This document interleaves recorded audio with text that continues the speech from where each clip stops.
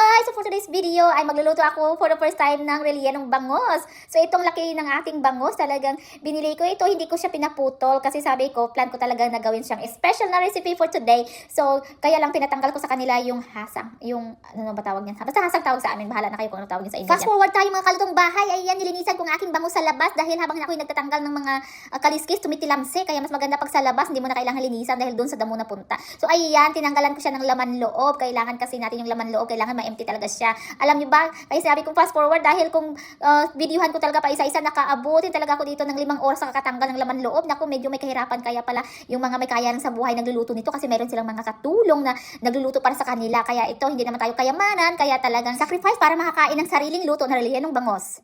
A few moments later. So ito na nga mga kalutong bahay, na pre-boil ko muna siya bago tanggalin yung mga tinik-tinik. Ayan, makasigurado talaga tayo na walang tinik-tinik to dahil nga talagang inisa-isa ko yon. So after natin yan, ayan, nakaready ng ating kawali. Nagpainitong tayo na dito mantika. Gigisahin natin yung ating mga ingredients dito bago natin ilagay sa loob ng tiyan ng ating bangus. Alam niyo bang mga kalutong bahay, naku, bihira lang talaga pala yung mga taong nagluluto ng rellenong bangus. Depende lang yun sa mga masisipag at saka sa mga medyo mabusisi. Pero kung ako, naku, dahil nga first time ko ito, kaya para talagang gustong-gusto ko, pero ewan ko kung uulitin ko ulit dahil nga ay nako, doon pa lang sa pagtanggal ng mga tinik at saka pagtanggal kanina ng laman ng bangus ay talagang nahirap na ako doon. Alam niyo ba, mahilig ako magluto, pero pagdating sa ganito pala, nako, medyo ewan ko lang kung magluluto ulit ako. Pero bahala na, kung magustuhan ng kasama ko dito sa bahay, sigurado makakapagluto ulit. Yun yung pagsipagin ako. So ito na, nagisa ko na yung mga ingredients. Kung baga, naglagay lang ako dito ng mga maliliit lang na or mga konting amount ng mga vegetables kasi nga pag magsama-sama naman tong ating ingredients ay dadami naman sila. Anyway, mga vegetables pala, yun yung mga naglagay ako ng bell pepper, yellow and red kasi yun yung available ako dito, potato, and then carrots. So yung carrots nilagay ko siya sa food processor para medyo mabilis yung pagka-prepare. And then dahil nga na-pre-boil ko na kanina ng aking fish meat, kaya ayan, saka ko na lang siya nilagay nung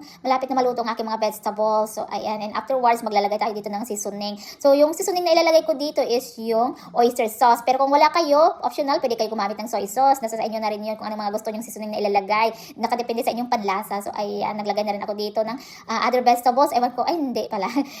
Green peas, hindi naman siguro yan. Vegetables ba yan? Siguro, no? So ito, at saka naglagay na rin ako ng pasas. Anong pa pasas sa English? Nakalimutan ko. Nabablanko talaga ako pagka ganito yung mga ginagawa ko. Yung nagluluto, nagsasalita. So ito, gisahin konti hanggang sa maluto yung lahat ng mga ingredients dito. And then, lastly is, maglalagay ako dito ng egg. 1 egg lang yung nilagay ko pang pakapit sa mga vegetables pag nilagay na sa loob ng tiyan ng ating bangus. So ito, mabango-bango. Luto na nga ito. Kung magdagdag ka pa dito ng ilang itlog, pang labasan ito is parang egg omelette. O, diba?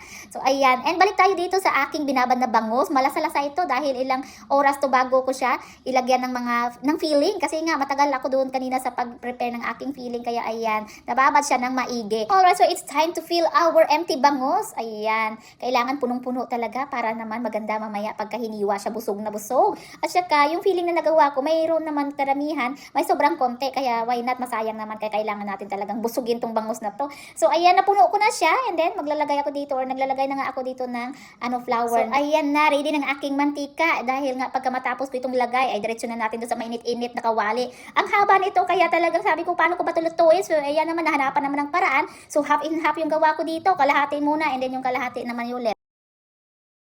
A few moments So later. ito na nga mga kalutong bahay, para-paraan na lang, naluto na rin sa wakas ang aking rellenong bangus. Sa haba nito, hindi magkasya sa kawali. Kaya yung nilagay ko, yung una is yung sa head part, and then next is yung sa buntot na part. So pero naluto naman siya. Ayan mga kalutong bahay, excited dahil first time makain ng rellenong bangus dito. Pero anyway mga kalutong bahay, masarap talaga, hindi ako nagsisinungaling dahil nga itong kasama ko dito sa bahay is medyo picky to sa mga Filipino food. Pero naku, talagang nasarapan siya. Alright, thank you so much for watching. See you in the next video.